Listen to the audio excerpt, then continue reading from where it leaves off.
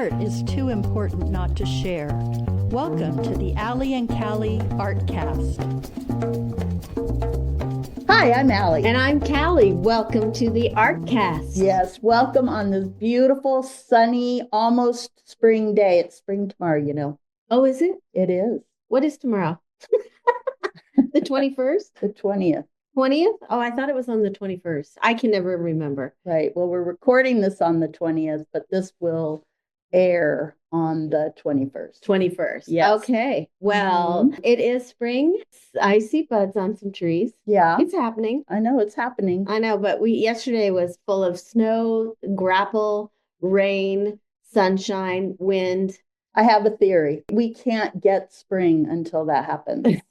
It's true. Every year, before the sun really starts coming out on a regular basis, we have to have the snow, grapple, sleet, a little of everything. Weird North Idaho weather. Yeah. Don't get your flowers yet.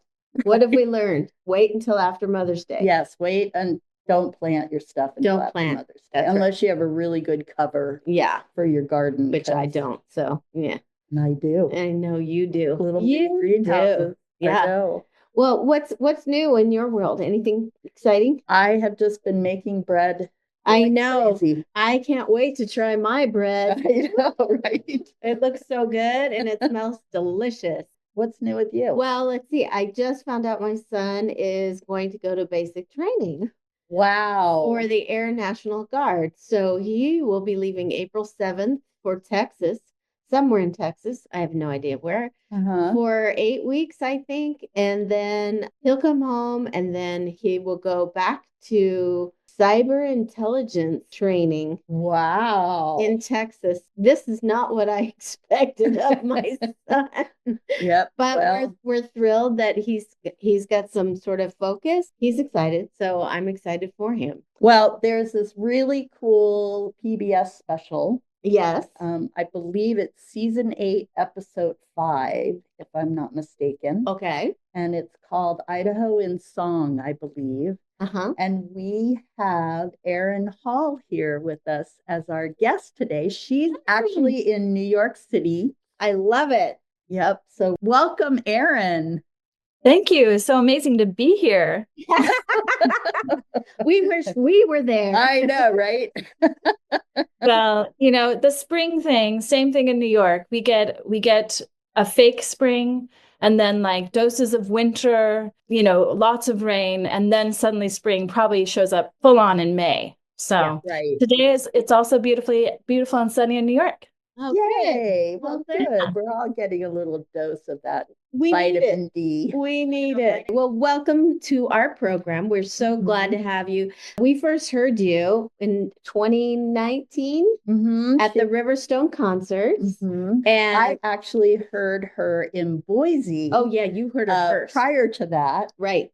And I was so impressed. I approached her and said, "We really want you." Yeah. And she said, "Well, I live in New York." And but somehow she made a tour out of it. That's awesome. I know. It was really cool. Yeah. It was incredible timing, actually, because I was just about to release. I can't remember when I saw you in Idaho, or when you saw me in Idaho, what year that was. But I released the timing. I was able to release my album, Great Blue. And based on conversations with Allie and the Coeur d'Alene Summer Series, I booked a tour around it. So it's thanks to Allie that I came up there and my band and we had a blast. It was absolutely beautiful. I got to see some family members I haven't seen in years. It was amazing. So tell us a little bit for those of you out there in the streaming world, what kind of music do you do? Oh, that's a fun question. I am a singer-songwriter and I'm also a cellist.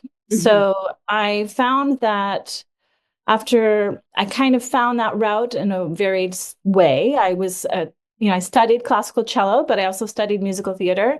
I grew up singing in choirs. I love harmonies, etc. But musical theater is why I came out to New York City. And I could not handle the rejection. Yeah. So, and the lifestyle. It's very, very cutthroat for the musical theater scene. And So I started playing my cello with singer-songwriters and bands. In college, I was at U of I, and I just didn't see myself being a classical cellist. So on a whim, someone asked me to write to perform, to perform by myself, and I was too scared to write a piece just for the cello. So I sang and played my cello pizzicato. I basically did a walking bass line on cello and sang. So I'm a bass player essentially on my cello. That first song was funny.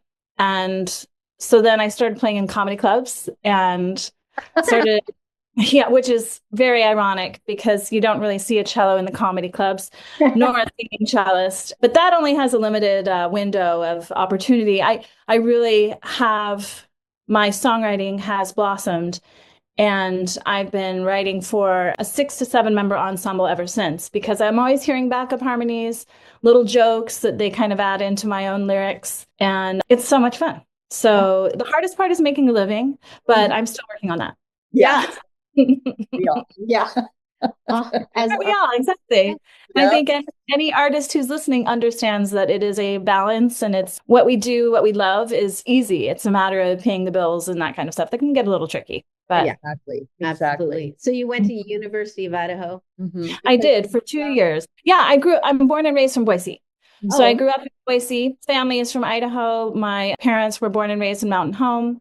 I have family in Coeur d'Alene. I have family in Mountain Home, Meridian, Boise, all over, really, Idaho, but mostly in my immediate family in Boise. So what inspired you to go into music in the first place? Well, I loved it. I think luckily, my dad was a singer. He could sing in tune. And my grandparents on my dad's side, who were Mountain Home residents, he was a lawyer, but he played the accordion. My grandmother played the organ. She could sing. She and her sisters grew up in Malad, Idaho. They would sing. So when my dad raised us, or when my parents decided that they wanted to send us to church, we went to the Methodist church in Boise, Idaho, the Cathedral of the Rockies, because they have an incredible music program, or at least that's what my dad told me later. And they do. So I was singing in choirs from like 3 on. And I'm also the youngest of 4 daughters. So I tend to be a little outgoing or perform a little bit of a performer. Ask anyone. And so I was often, getting the solos and stuff. And I love performing. I really do. But that combined with the cello was really fun, because once I started playing cello, I just fell in love with it too. So I had no idea I could write music until I was asked to. And that's been the most exciting part about my life, is just knowing, like, being able to put together a song and have it come to fruition, have it recorded. It's still incredible. So, yeah, I think I mean, out of all the performing arts, that's probably the one that is most impressive to me, when somebody can write a song and sing it. I just, yeah. Well, you share musical theater with Callie. She has 40 years of musical theater. Oh, yay. I love it. I still love it. I love it. Now I'm at that point in my life where I think I just need to watch it. I'm just tired. And I think I've done everything I pretty much wanted to do. And I'm older, and I have different passions now that have kind of overtaken, and that like a podcast. Yeah. Greetings, listeners of the Allie and Callie Artcast podcasts. This is Jason from Tubbs Coffee Roasters. Keeping art alive and culture relevant is the heart and soul of our community of creatives. And as a local coffee roaster who loves a good origin story of a painter or a farmer or a musician, we proudly support the Allie and Callie's Artcast podcast's expansion and exploration through positive conversation. So grab a cup of coffee, preferably one from Tubbs Coffee Roasters, and tune in, humans. Your ears will thank you. Ever feel like work and life are pulling you in opposite directions? You are not alone. That's why we created Thrive, Learn, Connect, a podcast where personal growth meets professional success. Each week, we share real conversations, insights, and actionable takeaways to help you navigate life and work with more ease, joy, and purpose. Whether it's managing stress, building better relationships, or finding balance, we are here to help you thrive. Listen to Thrive, Learn, Connect wherever you get your podcasts, because growth starts with connection. What made you decide to go to New York? Another love of mine was my French teacher in high school. I had an incredible French teacher, but I also fell in love with the French language, which is musical in itself. So I told my French teacher, Madame Husted, I said, I want to speak fluent French. So what do I need to do? Go to France. Said, yeah. I said, you have to live. Yeah. And she's like, you can't just, I knew what she meant. I have to live there. I have to be immersed. So I really didn't know what I wanted to do with my life when I was a junior and senior in high school. So I decided to be an exchange student, all right, to apply to be an exchange student. Nice. And I luckily, very luckily, did the Rotary Exchange program, and I spent a year in Belgium. Ooh, nice. I was thankfully, yeah, I love it. And I was in southern Belgium, thank goodness. So it was French speaking, not Flemish. It was honestly the hardest year of my life. Living in a foreign country, this is also, will date me a bit, but pre-internet. I was only supposed to talk to my parents on my birthday and Christmas. And I was in a small town, so it was French, and that's it. Was it Liège by any chance? Very close to Liège, actually. I was really close to the border. Yeah. Okay. So I was in Tournai or Antoine, even tinier, but really close. Oh, not Liège. I'm sorry. It was near the Lille, France. So I was really close to the border, the French, not Liège. I've been to Liège. Yeah. Belgium is the size of Maryland, actually. And 2/3 of the population is Flemish, 1/3 French. So, or Flemish speaking and 1/3 French speaking. So I was very grateful to have been in the French speaking part. I'm still in touch with my 2 host families. I had 2, but that's when it was hard. I went back to U of I and I was on I had a music scholarship, cello, but I just didn't, I couldn't really sit still. I really wanted culture around me. I wanted diversity. I really craved hearing other languages even. And so by moving to New York, I actually get the opportunity to speak French. I hear French. There are a few restaurants that are owned by Frenchies. Yeah. I get to go there and catch up, and they know that I speak French, and we always speak French. It's amazing. I really love the diversity and the culture of New York City. It's so it's crazy and amazing. There's always something happening, which can get exhausting, but I still love it. And your husband plays with you. Did you meet him in New York? Yeah, I did. We were set up. It's very blind. Mutual musician friends set us up. I was teaching music at the time, and they all went to grad school together. And so we met in Central Park playing Frisbee. He's wonderful. He's very calm. I'm a little crazy. No.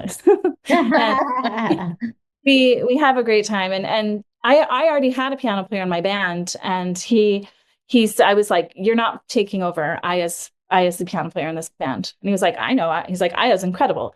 So for a while there, I was touring with both Aya and Gabe. In fact, they're both on Great Blue and on Petit Bisou, my album prior. But Aya, unfortunately, decided to move back to Japan. So we met also teaching music to kids. I was doing that for a while here. Yeah. So you mentioned what is it? Petit Bisou? Petit Bisou. Bisou. I think that's where one of my favorite songs is. And I can't remember the name of it, but it was so cute. And you did the piccata on your cello. Piccata. Piccata. I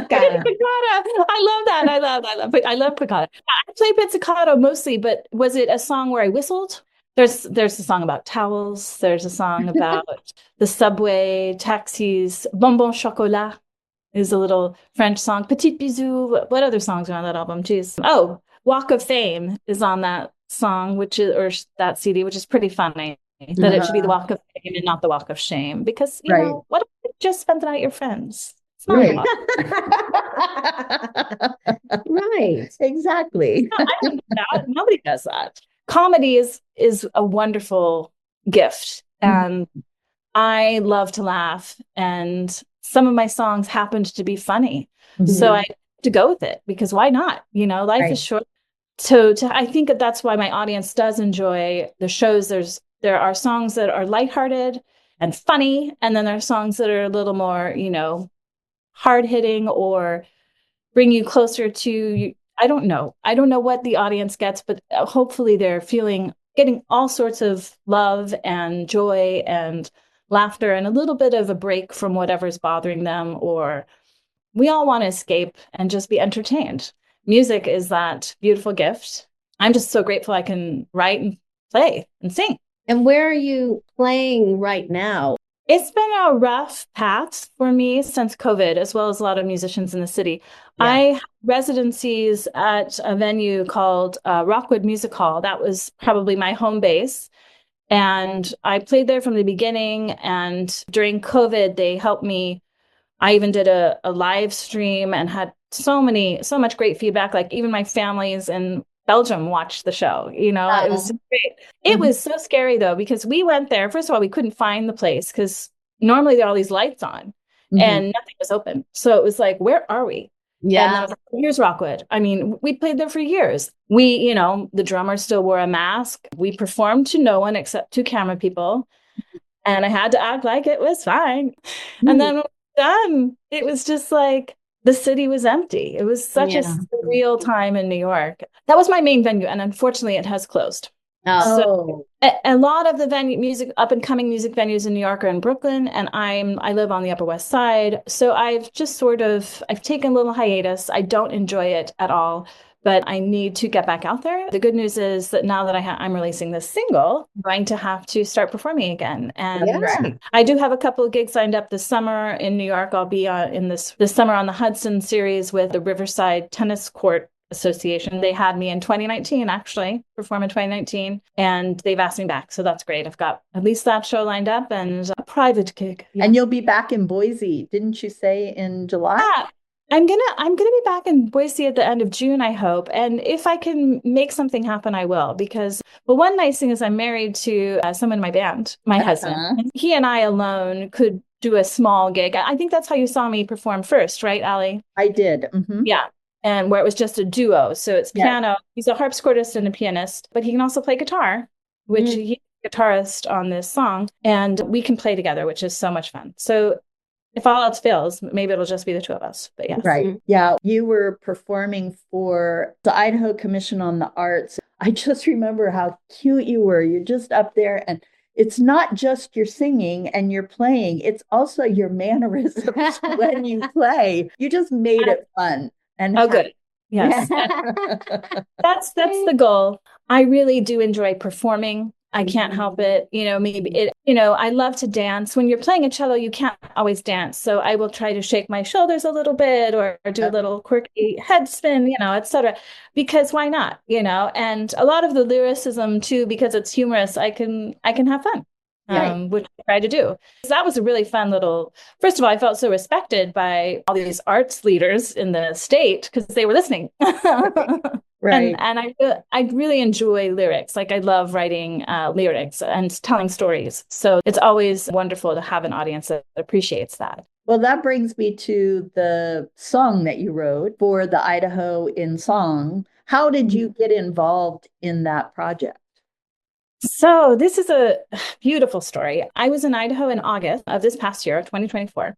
And my sister said, it's the Bass Festival. And I was like, oh, yay. It's the off year of it's not High Aldi, it's their off festival, San Ignacio, maybe. So I went downtown and I'd just gotten in town, I think the night before. I mean, Boise compared to New York is so small. I went up to order a calimocho, which is a Bass drink. Have you heard of the calimocho? It's red wine and Coke. What? Yeah, red wine and Coca-Cola. It's very strange. But I was like, I'll have a calimocho. And the bartender said, hi, Erin.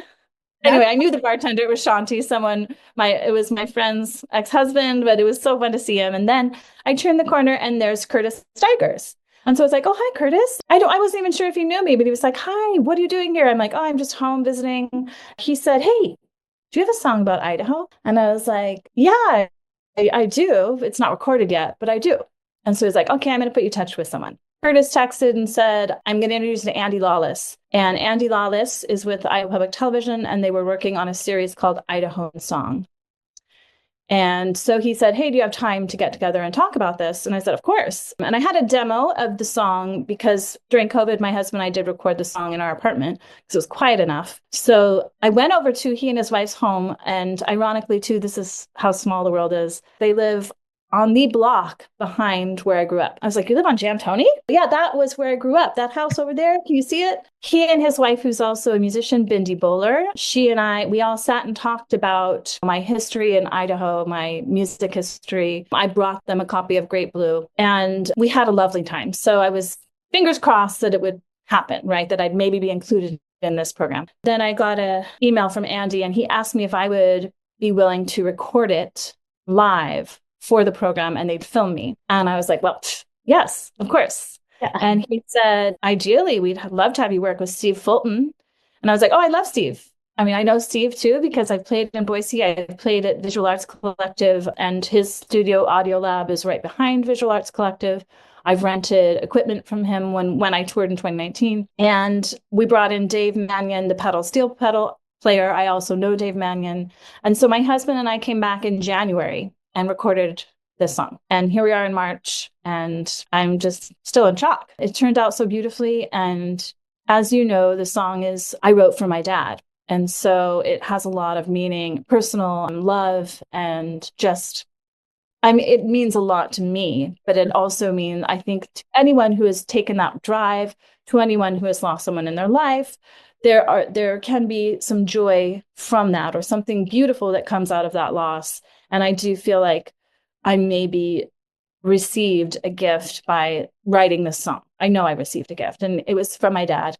And then this whole thing to come to fruition in Idaho with Idaho Public Television. I'm like, what are you doing up there? Like, he's working up there and just, jumping for joy and cheersing all of his friends, saying, look at her. She's doing great, isn't she? He was my biggest fan, and I really, really miss him, but I know he's really proud of me. For all your screen printing needs, trust the local you can count on. Pyramid Printing has been a Coeur d'Alene favorite for over 2 decades. Specializing in screen printing, embroidery, signs, banners, and stickers. For all jobs, big and small, just give Eric a call. Email us at info@pyramidprintingcda.com or give us a call at 208-664-0254. pyramidprintingcda.com. Tell us the name of the song that you wrote. It's called Lullaby of 55. The song will be on my Bandcamp site this Friday, March 21st. Bandcamp is a artist-supported, it's not a streaming site for just buying memberships. I don't have a lot of fans on any site, but that one that you can actually pay for the song if you want. And on Friday, March 28th, it will be on all streaming services. Cool. And it's just a single, but it's a beautiful song, and I hope people listen to it. Well, they can certainly go and listen to it on the documentary, because you're right there in that 15-minute window, I think, into the show. Mm-hmm. It's a wonderful show. I was blown away, and I learned so much about Idaho history too. Even the name of Idaho. Yeah. Boise, I knew about Boise, but Idaho, we don't know these things, but we should.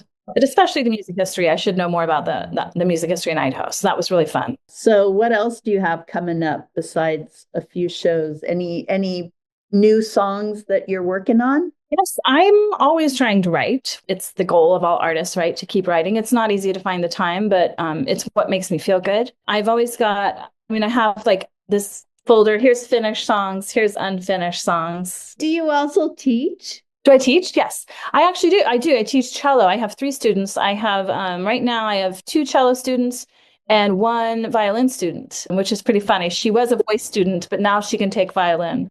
So I'm helping her on the violin too. I actually started on the violin. And then when I was a music teacher for young kids, I had to basically learn how to play everything elementary-ish. So I'm her starter. I'm not going to be her full time. I can get her in through those Suzuki books and get her excited. But I'm working on some bilingual stuff, actually, which Petit Bisou, that album had 2 French songs in French and English. Every album I've done, I have 3 albums, has at least 1 song in French. So I'm trying to get either an EP together that's all bilingual, because I need to tour in France. Yes, you do. You do need to go to France. I think they'll appreciate a an American chanteuse. Well, I do not speak French, so I don't know what you just said.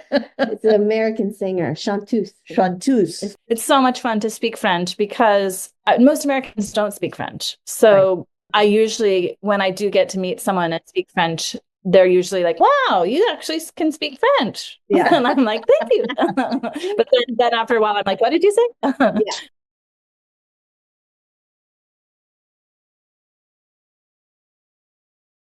In 1999, we had the opportunity to host a young man from Belgium. He lived with us for a year because he wanted to learn English. And we had the opportunity in 2003 to take our whole family to Belgium to visit his family. He lives just outside of Liège in Tilf. Oh, great. Yeah. It was really fun trying. I just remember this one night we're all sitting around the table and we're all drinking. And anyway, it was amazing how the more alcohol we had, the better at French we were. Oui. Yeah, you do lose your inhibition and you're a little more relaxed. And me too. I'll admit, when I do go to the French restaurants, I'll admit I have some wine. I mean, I love wine. I love French wine. But then I just relax too about my pronunciation. And things start to, my whole brain maybe goes, okay, relax. You do speak French and enjoy yourself. It's really fun. It's beautiful language. I know a little French. Yeah, merde. Yeah, well. Dites-moi pourquoi, chère mademoiselle, est-ce parce que vous m'aimez? Yeah, some of that maybe wasn't French, but yes, est-ce que parce que, I'm not sure.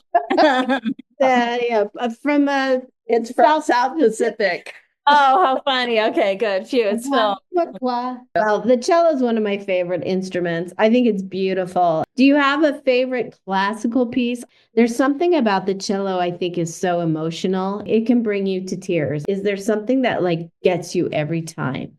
It's the Fauré Elegy, or the Elegy by Gabriel Fauré. And when I was in college, if I got to a piece that was too hard for me, and I would start to cry in my lessons because, it's not an easy instrument if you really want to pursue it classically. And my teacher Dr. Wharton would say, let's play that Fauré Elegy. And then I would get to kind of wail, and it's a little bit of a wailing piece. And it's just so beautiful. There is so much work. I mean, the swan, if you're familiar with Saint-Saëns and the animals, the Carnival of the Animals, the swan is a very famous cello piece that I love. Also, Col Nadrei, N-I-D-R-E-I. That one is gorgeous. Yeah, I just want your list of favorites so I can play them.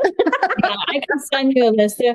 Well, and it's a very emotive instrument. It's actually the same register as a human voice too, as far as it can go as low as a bass and as high as a soprano.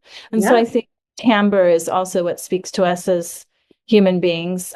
It has a resonance. A violin, any of the string instruments to me are just, I don't know. I think people who can play that instrument with emotion and connect to it, there's nothing like it. I think it's unbelievable. So I'm tickled to hear you play, and I can't wait to hear more of your songs. So is there a website we can hear more of? Yeah. My website is now erinhallmusic.com.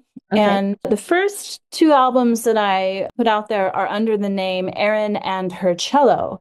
Because when I first started writing music, it was my cello and I, and then it expanded. And another reason why I decided to change my stage name just to my name is that I am not a classical cellist in my own songwriting. Often when people heard the word cello, they assume it was going to be classical music, and I'm completely opposite of that.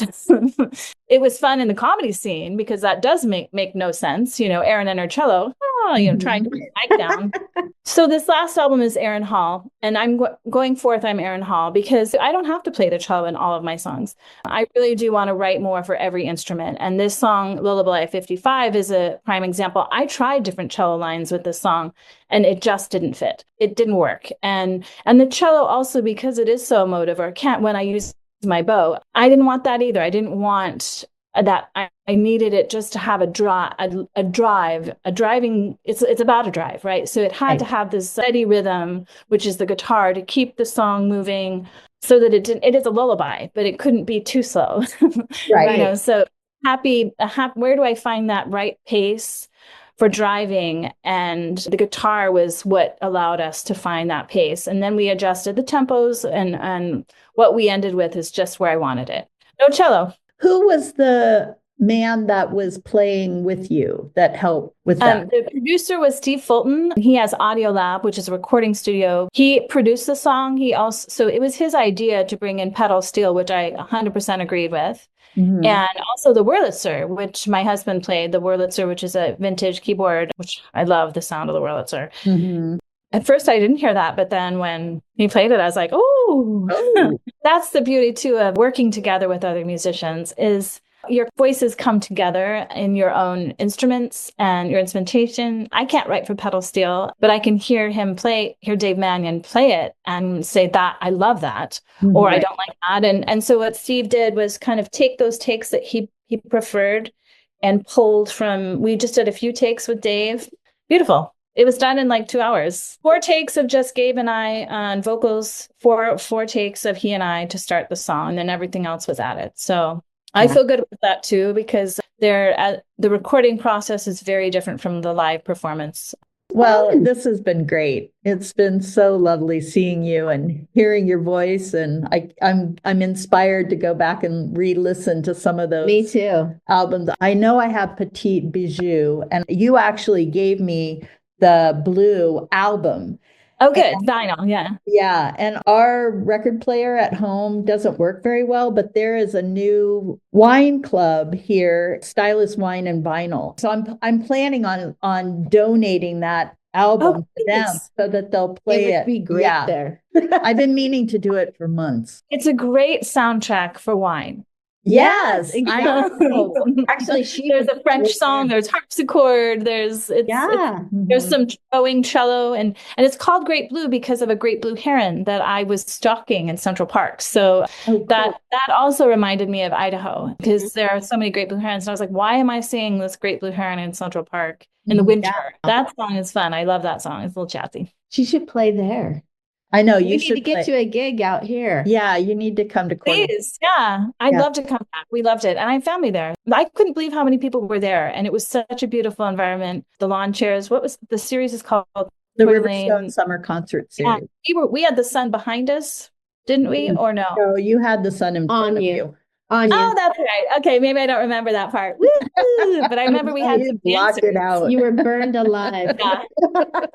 It was called the frying pan. It was called the frying pan. Oh, no wonder. Reason. Yeah, but it's better now. It's better. Anyway, well, we really appreciate having you here. And if you're listening and you want to hear more of Erin Hall, go to erinhallmusic.com. Thank you so much for having me, ladies. Absolutely. Of course. Well, I think we'll close with the song Lullaby in 55. Yes.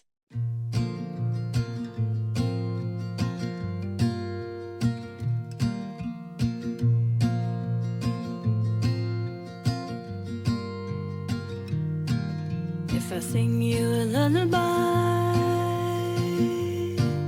can I sing you to sleep?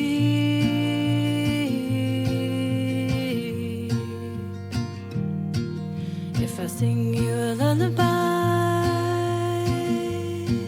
can I sing you to sleep?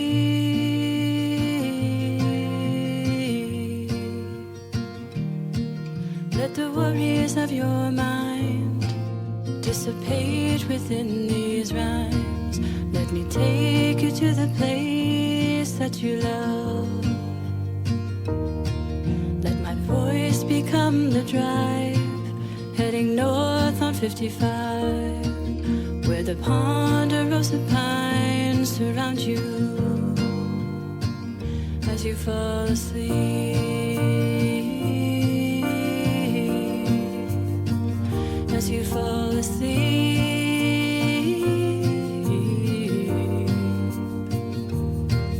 If I sing you a lullaby, can I sing you to sleep?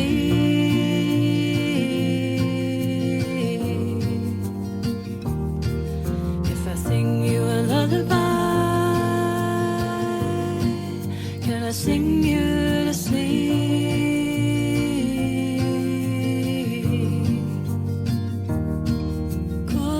On the rocks below, take it in and take it slow. I'll keep my eyes on the road to guide you. turning will subside. Mountains open to the endless skies. Soon we will arrive to the place you love. As you fall asleep,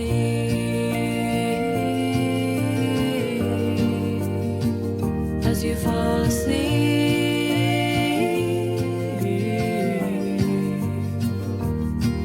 If I sing you a lullaby, can I sing you to sleep?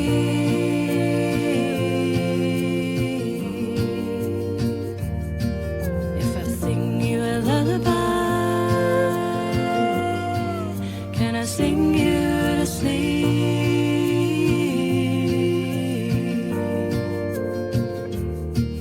Let the hummingbirds arrive, let the stars erupt at night. Let the tamarack unveil the golden pine. Let the quaking aspen shake. Let us marvel at the leaves they make. Let the golden light take away all your troubles. As you fall asleep,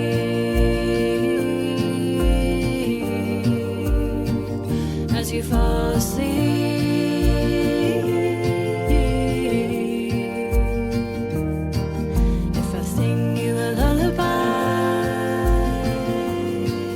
Can I sing you to sleep?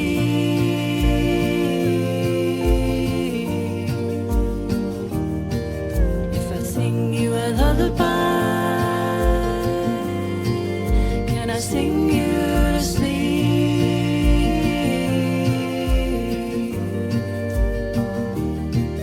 If I sing you a lullaby,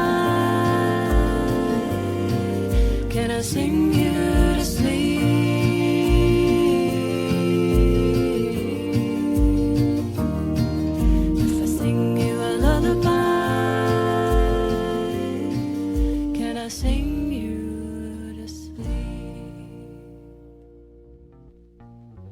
And I'm Allie. And I'm Callie. And whatever you do today, make sure it's creative.